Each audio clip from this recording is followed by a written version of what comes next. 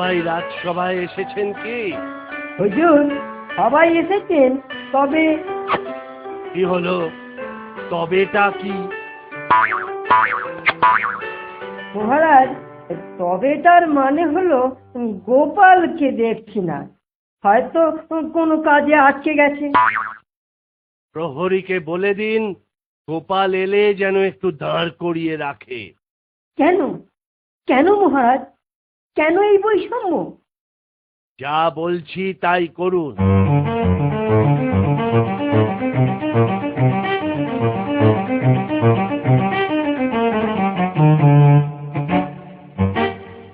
বলে এসেছি হুজুর, এবার বলুন কেন এই আদেশ?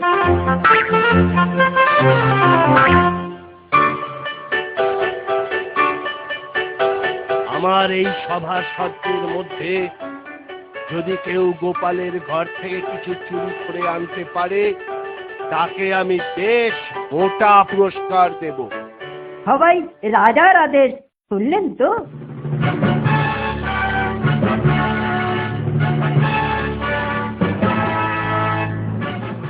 গোপালগড়ের বাড়িতে চুরি?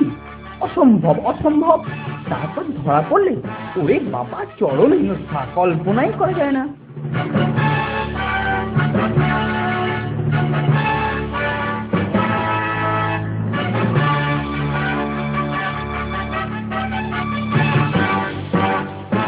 কাকির ময়ূর পুচ্ছ পড়ার মতো অবস্থা হবে নির্ঘাত।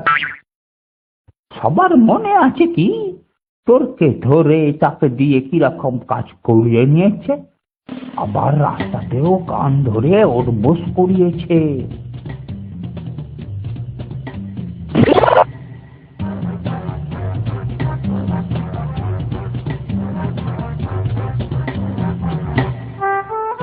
তাহলে কেউ রাজি নয়? শুনেছেন তো পুরস্কারটা বেশ মোটাই। মন্ত্রী মশাই, আপনি অন্য কিছু ভাবুন, অন্য কাউকে দেখুন।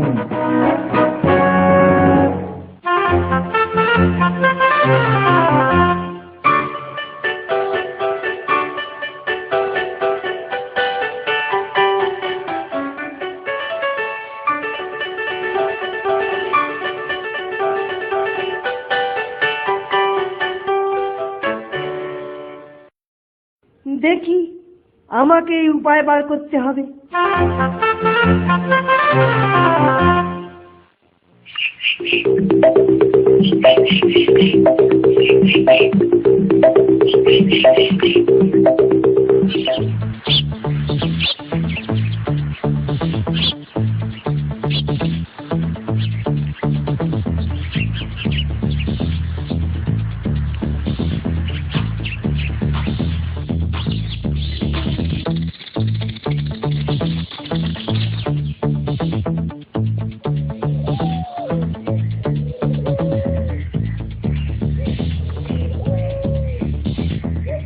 প্রণাম, প্রণাম হই মন্ত্রী মশাই।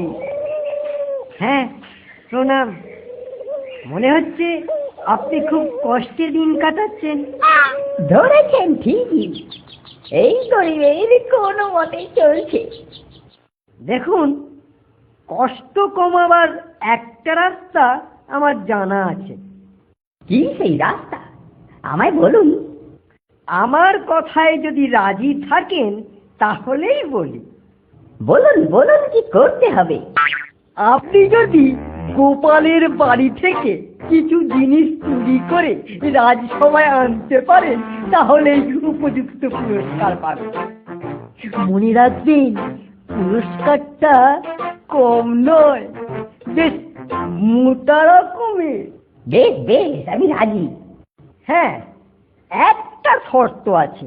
কি শর্ত মন্ত্রী মশাই? কাজটা 2-1 দিনের মধ্যে করতে হবে। আমি কালই কাজটা করে হাজির হব। তাহলে তুমি রাজি হলে? মনে থাকে যেন।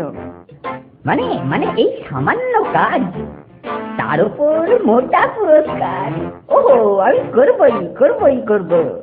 বেশ বেশ, আমি চলি, ওই কথা রইল।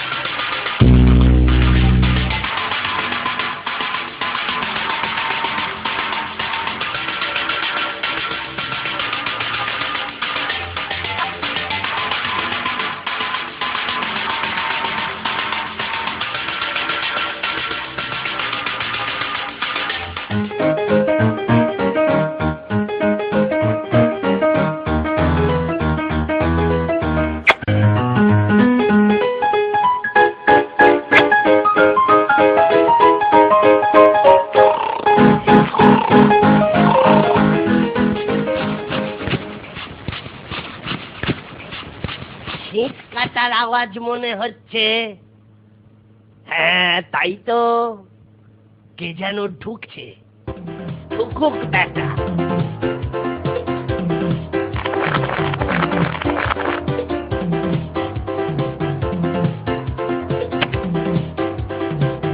কই কিছু দেখছি না তো। ওই তো একটা কলসি। বেশ, আমি তো দেখি তো কি আছে। এ বাবা, এই যে মদ, ঠিক দেখছি তো।